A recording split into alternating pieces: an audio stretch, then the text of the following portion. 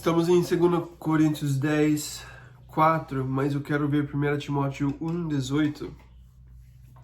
E Paulo fala para Timóteo, esse pastor, esse homem que está aprendendo sobre o ministério, e ele está aprendendo sobre essa luta espiritual e como lutar da forma certa, como ter a perspectiva certa sobre essa batalha espiritual que existe, que é nossa realidade no ministério, para a gente julgar da forma certa. Então vamos ver 1 Timóteo capítulo 1 e versículo 18. Timóteo, meu filho, dou a você essa instrução, segundo as profecias já proferidas a seu respeito, para que, seguindo-as, você combata o bom combate. A gente está numa batalha. A gente está numa batalha. E Paulo fala para esse pastor, ele fala, você tem as profecias, você tem as promessas, você sabe que tem um chamado, mas agora que você sabe que você tem um chamado de Deus na sua vida, agora você tem que estar nessa batalha espiritual. Existe uma batalha para fazer a obra de Deus. Não é que agora que eu tenho um chamado, agora que eu tenho as profecias, as promessas de Deus, agora vai estar tudo certo, agora eu posso descansar e deixar Deus fazer o resto. Não é assim que funciona. A gente tem que saber que existe uma batalha espiritual e o inimigo quer nos destruir, ele quer parar o ministério de acontecer, ele quer colocar pessoas um contra o outro no ministério, os pastores, a igreja, ele quer trazer divisão, ele quer arruinar a obra de Deus de qualquer forma, com pecado, com orgulho, com divisão, de qualquer forma que ele pode entrar na igreja, ele vai lutar contra a gente, e nós temos que ter nossos olhos abertos para estar nessa batalha espiritual. Olha em Efésios capítulo 6. Efésios capítulo 6, versículo 10. Finalmente fortaleçam-se no Senhor e no seu forte poder. Vistam toda a armadura de Deus para poderem ficar firmes contra as ciladas do diabo, pois a nossa luta não é contra seres humanos, mas contra os poderes e autoridades, contra os dominadores deste mundo de trevas, contra as forças espirituais do mal nas regiões celestiais. Por isso, vistam toda a armadura de Deus para que possam resistir no dia mau e permanecer inabaláveis depois de terem feito tudo. Então, Paulo fala de novo aqui para essa igreja, para os Efésios, ele fala: existe uma batalha espiritual e você precisa estar preparado para essa batalha.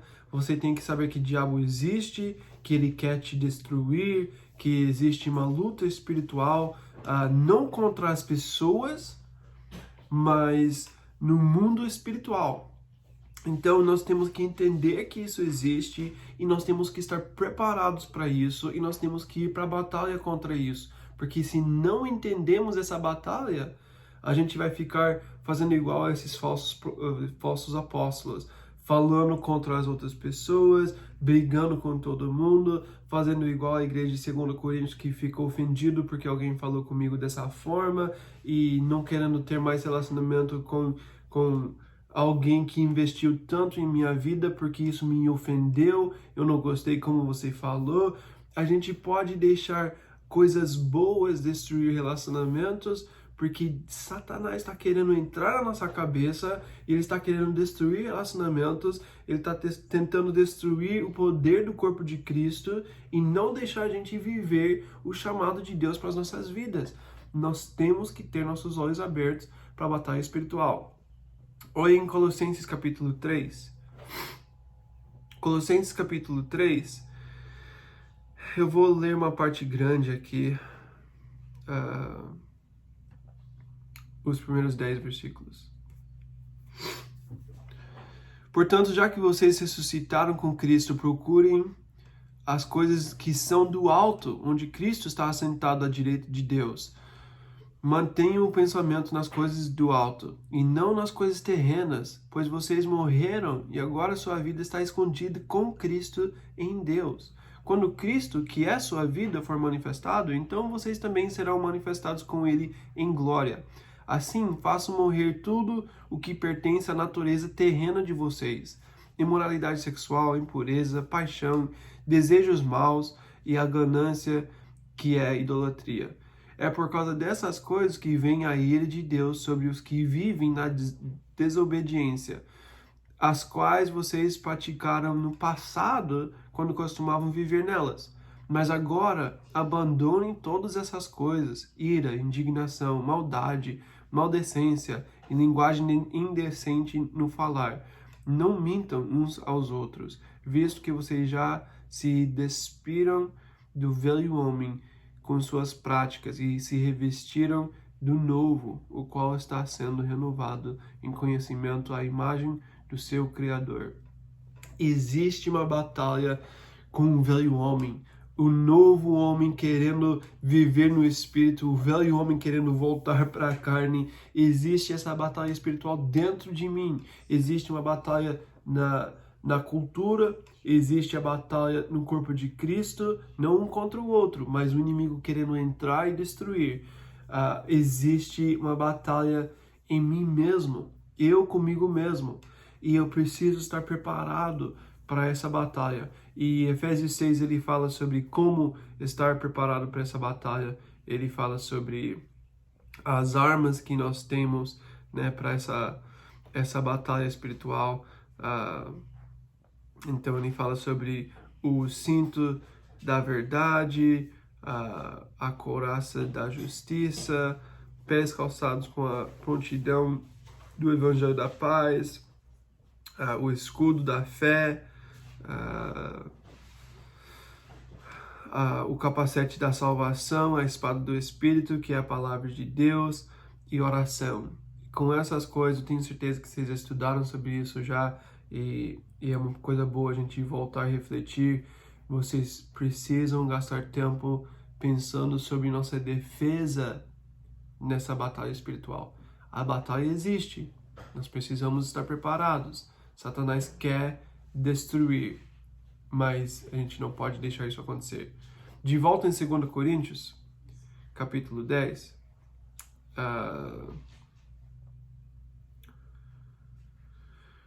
2 Coríntios, capítulo 10, estamos em versículo 5, né? Não, versículo 4. As armas com quais lutamos não são humanas, ao contrário, são poderosas em Deus para destruir fortalezas. Eu gosto disso também. Ele fala sobre essa batalha que existe, nós temos que ter nossos olhos abertos que existe essa batalha, mas ele fala que a gente também pode destruir as fortalezas que existem. Isso na nossa cultura, nas nossas próprias vidas. Eu tenho fortalezas, a minha carne tem fortalezas e eu preciso usar a espada do Espírito, eu preciso usar o poder de Deus para ir contra essas fortalezas, para tirar aquelas coisas carnais da minha vida, mas eu sei que eu tenho poder no Espírito para fazer isso. Ele fala, essas armas são poderosas em Deus para destruir fortalezas. Eu tenho o poder de Deus para fazer isso. Por isso que a gente viu lá em 1 Timóteo que ele falou para combate o bom combate, né? A gente precisa estar nessa batalha contra a minha carne, estar nessa batalha contra a luta espiritual que existe no mundo espiritual e entender que existe para poder lutar contra e não deixar essas fortalezas da minha carne, essas fortalezas do diabo parar a obra que Deus quer fazer. Deus quer fazer uma obra na minha vida e na sua vida, na igreja, nesse mundo, e nós precisamos continuar lutando para ver uma vitória. Para lutar nessa batalha espiritual, eu acho que uma coisa importante para a gente é que a gente precisa ter fé e compromisso. Eu gosto da história em 1 Reis, é uma história bem interessante. 1 Reis, capítulo 19. sobre Elias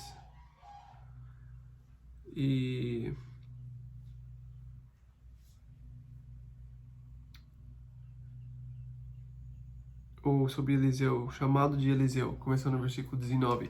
Então Elias saiu de lá e encontrou Eliseu, filho de Safate. Ele estava arando com 12 parelhas de bois e conduzindo a 12ª parelha. Elias o alcançou e lançou sua capa sobre ele. Eliseu deixou os bois e correu atrás de Elias. Deixe-me dar um beijo e despedida em meu pai e minha mãe, disse. Então irei contigo. Vá e volte, respondeu Elias. Lembre-se do que fiz a você. E Eliseu voltou, apanhou a sua parelha de bois e os matou. Queimou o equipamento de arar para cozinhar a carne e a deu ao povo, e eles comeram. Depois partiu com Elias, tornando-se o seu auxiliar. Aqui, essa história é muito incrível, porque Elias, ele tem um trabalho, ele está trabalhando nesse exato momento, ele está obedecendo o mandamento de cuidar da sua família, de trabalhar, de ser fiel, ele está fazendo certo, porque não tinha chamado, ele está fazendo o que deveria fazer. E, de repente, chega o Elias, que era um profeta, um homem de Deus, né, que representava Deus para as pessoas naquele tempo. Ele falava no nome de Deus, ele era o profeta para a nação de Israel nesse tempo, e ele tem esse como que chama? A capa mostrava para as pessoas que ele tinha esse chamado, que ele foi ungido para ser o profeta. Então, a capa era um sinal do chamado dele. Ele chegou para o Eliseu e ele lançou a capa sobre ele, basicamente dizendo: agora é sua responsabilidade. Agora você tem um chamado, agora você faz parte desse chamado de Deus.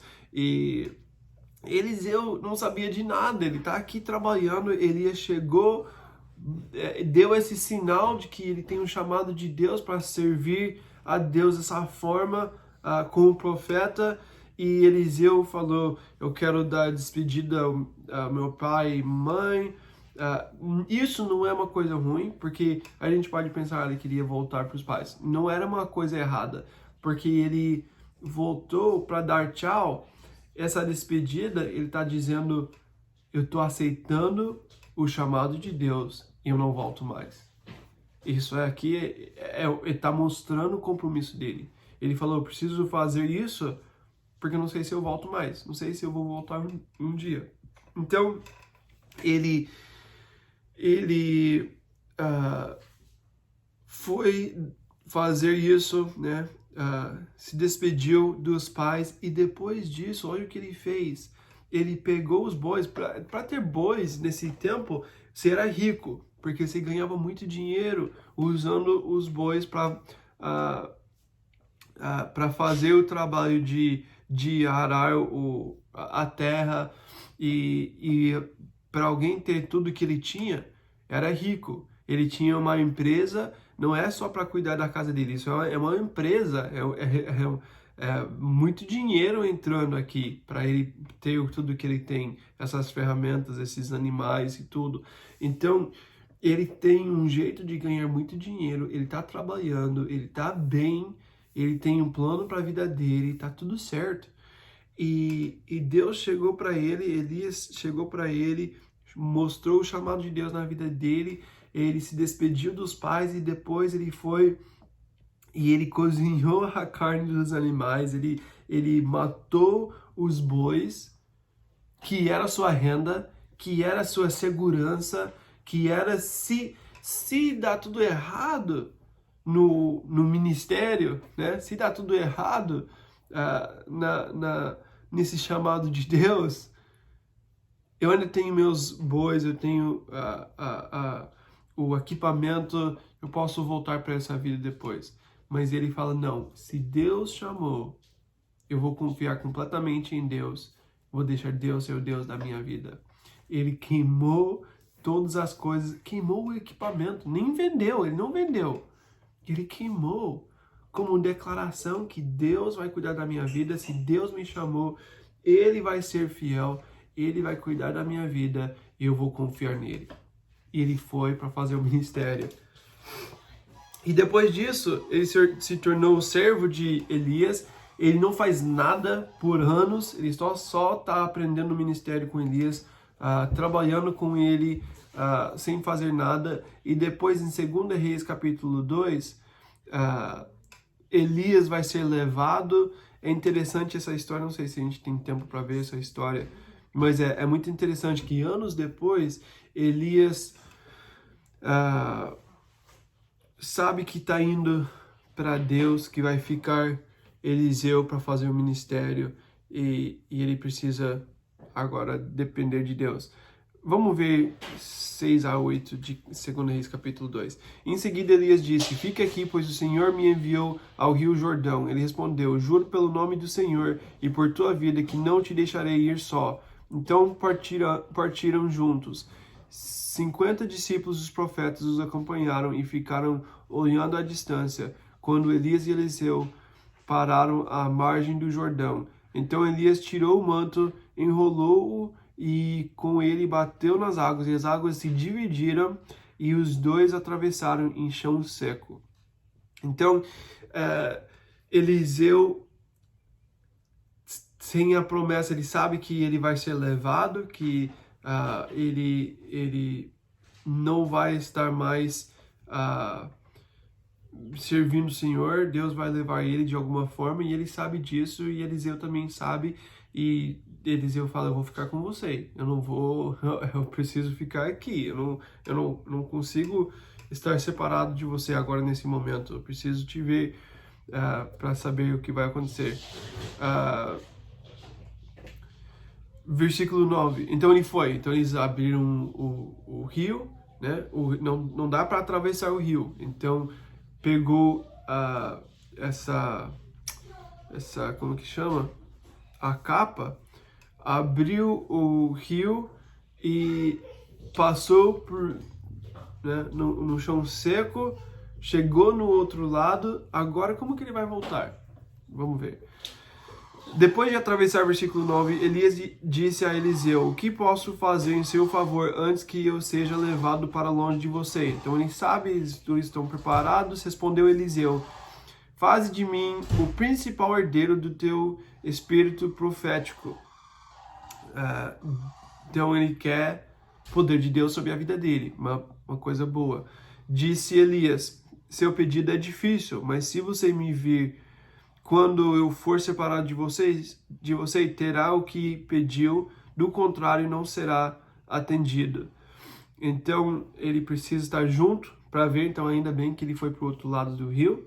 Ele precisa estar junto e ver ele subir, ver Deus levar ele para ele receber essa herança do Espírito profético. Versículo 11. De repente, enquanto caminhavam e conversavam, apareceu um carro de fogo puxado por cavalos de fogo, imagina, que os separou. E Elias foi levado aos céus não sei essa palavra, redemoinho, não sei.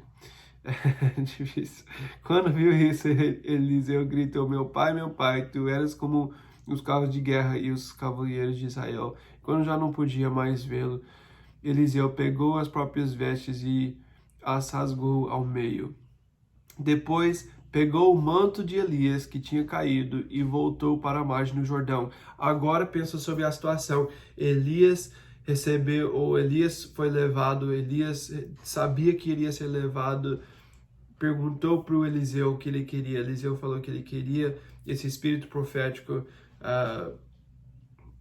Elias falou: tudo bem, né? Se você me ver subindo, você vai receber. Aconteceu. Agora, ele pensa que ele tem porque ele viu, né?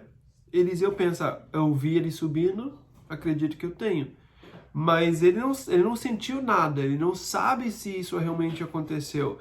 Ele agora está no outro lado do Rio Jordão, fora da terra prometida, fora do lugar de Deus, né, do povo de Deus. ele está no outro lado do Jordão e ele não tem como voltar mais, porque tinha sido Elias que abriu o rio. Agora vai ser provado se ele tem esse mesmo espírito, se Deus está com ele. E agora ele tem que voltar.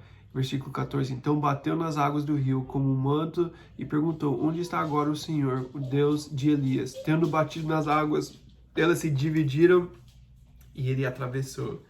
Demorou para ele ver esse poder de Deus, mas ele tinha compromisso. Ele ele queimou tudo que tinha, ele entregou tudo, sabendo que ele precisava ter compromisso com Deus, e tendo compromisso, mesmo sendo anos depois, Deus foi fiel, Deus cuidou da vida dele, Deus deu para ele essa promessa, ele recebeu o espírito de Elias e ele continuou servindo o Senhor e fez grandes coisas. Jesus pediu também para os discípulos seguir ele, e eles deixaram as redes, eles deixaram sua vida antiga para seguir Jesus. A gente precisa saber que a gente tem que ter compromisso. Lembra quando Jesus falou sobre pecado? Se o seu olho te causar pecado, faz a pecar, o que se faz com o seu olho? Você tem que tirar o seu olho, você tem que cortar o seu braço, né? Por quê? Porque você tem que ter um compromisso. Se nós estamos na batalha espiritual, nós temos que ter compromisso. A gente não pode viver de qualquer forma. Se existe uma batalha, eu preciso ter compromisso nessa batalha. Eu preciso estar lutando, eu preciso fazer tudo para continuar nessa batalha. Voltando para 2 Coríntios capítulo 10, versículo 5.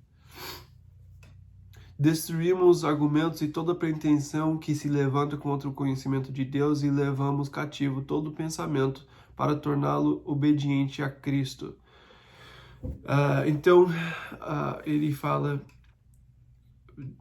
a gente precisa estar focados espiritualmente para saber o que vem do inimigo, né?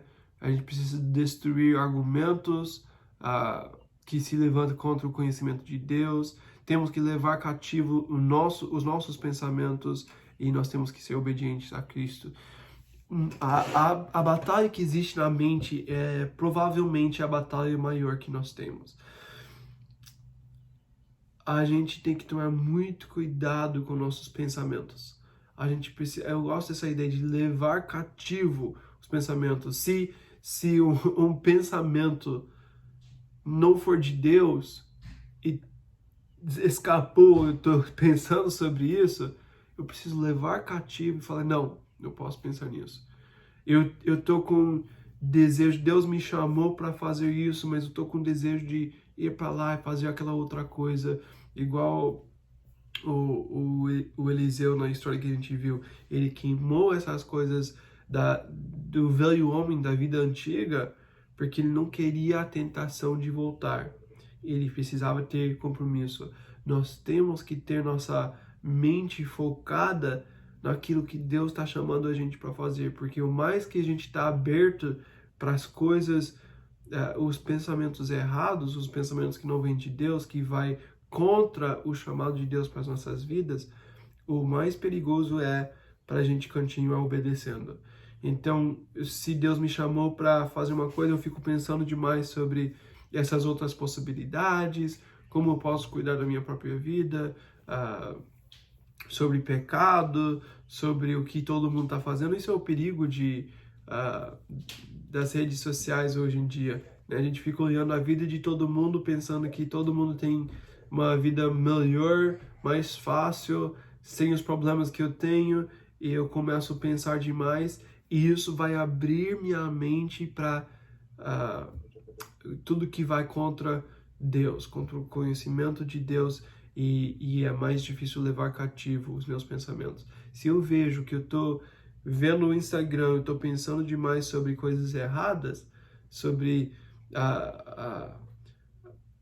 as oportunidades que essa pessoa tem, talvez no ministério, sobre a comida que essa pessoa está comendo, a vida boa que essa pessoa tem, essa pessoa está indo para esses lugares que eu queria visitar. Tantas coisas a gente pode ir no Instagram que fica tirando nosso foco daquilo que Deus me chamou para fazer. Eu preciso levar cativo todo o pensamento. Se eu vejo que isso não está me fazendo bem, eu preciso parar por um tempo.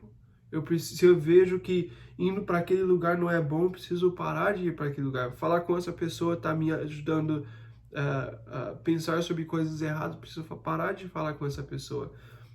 Qualquer coisa que está me tirando do propósito de Deus para minha vida, eu preciso entender que isso é um perigo para minha vida espiritual e eu preciso levar cativo todo pensamento.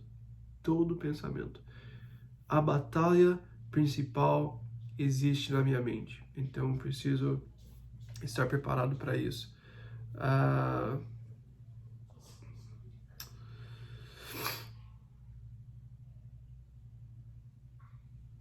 Eu tenho esse versículo aqui de Tiago, vamos ver esse versículo, Tiago capítulo 1.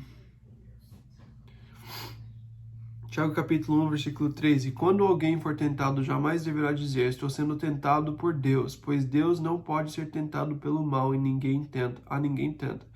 Cada um, porém, é tentado pelo próprio mau desejo, sendo por este arrastado e seduzido.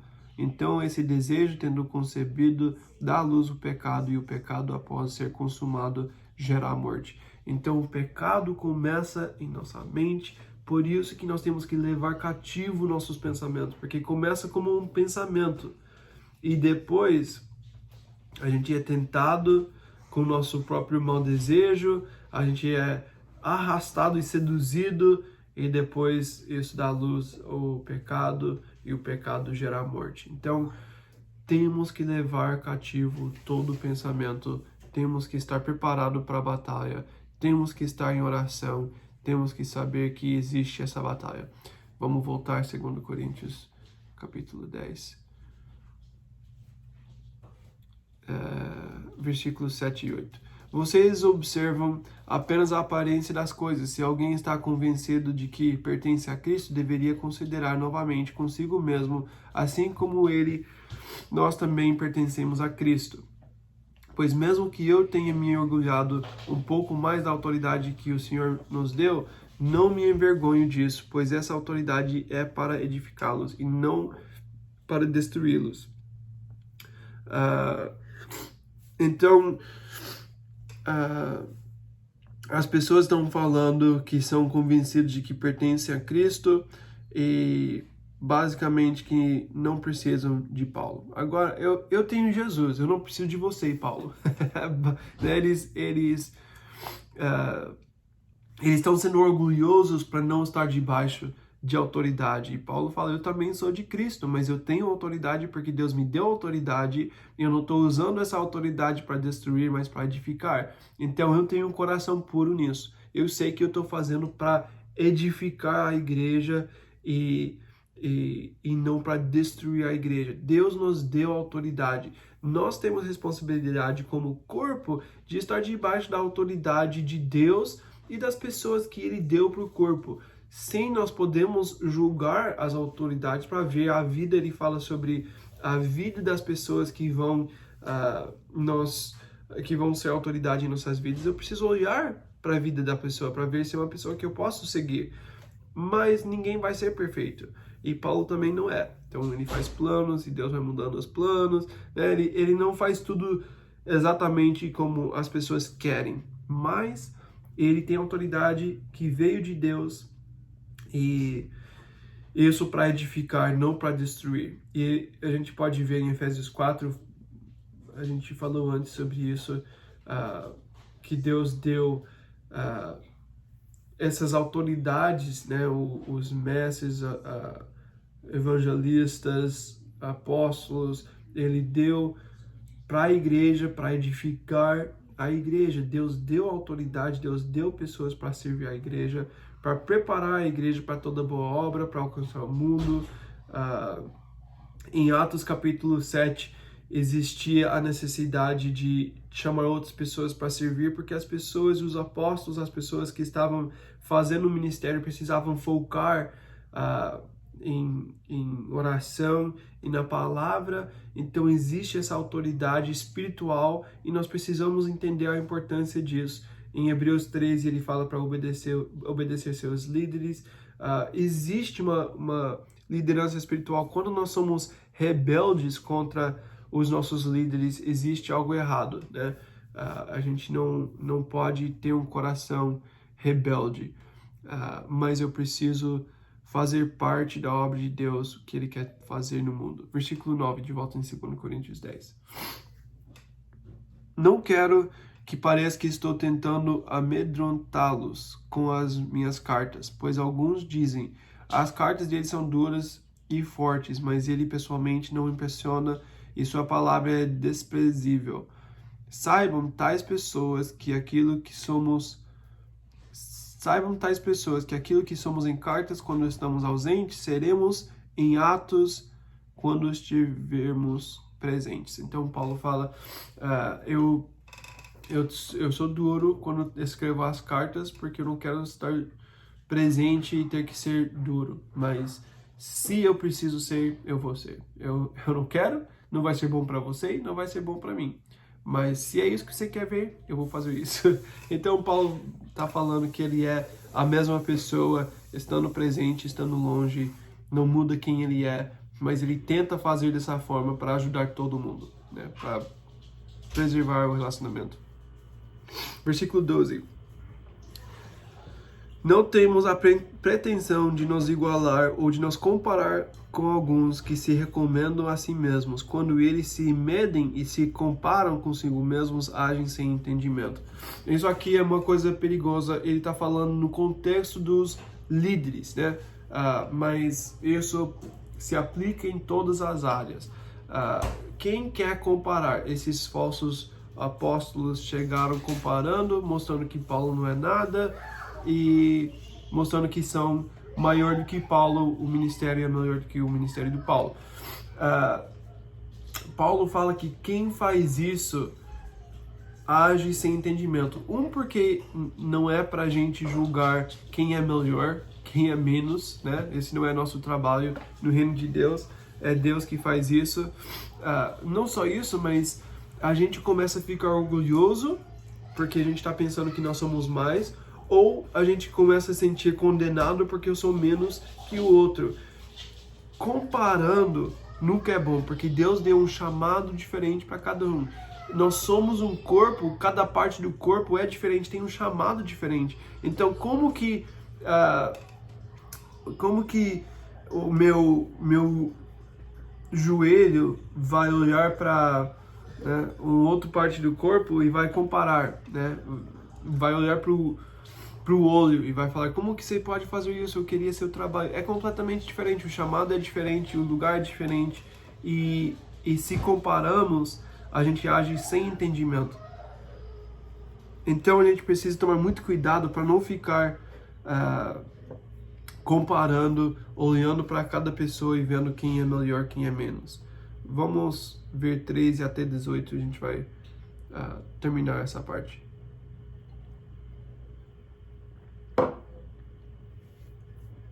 Versículo 13. Nós, porém, não nos gloriaremos além do limite adequado, mas limitaremos nosso orgulho e a esfera de ação que Deus nos confiou, a qual alcança vocês inclusive. Não estamos indo longe demais em nosso orgulho, como seria se não tivéssemos chegado até vocês, pois chegamos a vocês com o Evangelho de Cristo. Da mesma forma, não vamos além do nosso limite, gloriando-nos de trabalhos que outros fizeram.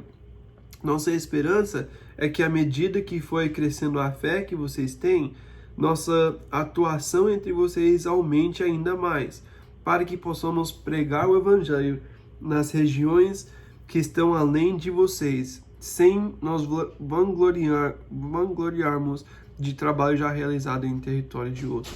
Contudo, quem se gloriar, glorie-se no Senhor. Pois não é aprovado quem a si mesmo se recomenda, mas aquele a quem o Senhor recomenda. Então aqui ele fala para tomar cuidado, para não ficar falando, não gloriando em seu ministério, em tudo que você faz. Ele fala, a gente só tá falando sobre o que a gente fez. a gente não está falando que sobre algo que a gente não fez parte. Foi a gente que plantou a igreja, foi a gente que pregou o evangelho, foi a gente que começou esse ministério. Então, é dentro do nosso alcance, dentro do nosso limite que a gente trabalhou, né? Então, a gente pode falar disso, do ministério de vocês. Nós fazemos parte com vocês, nós temos atuação com vocês, mas eu quero alcançar mais pessoas, eu quero fazer mais. Então, se vocês vão ficar bem, eu posso continuar para frente. Isso também vai ser bom. Mas eu gosto do versículo 17. Ele fala: quem se gloriar, glorie-se no Senhor. A nossa glória não é no que a gente faz, em quem a gente alcançou, no tamanho do nosso ministério. Se a gente vai gloriar em alguma coisa, vai ser no Senhor.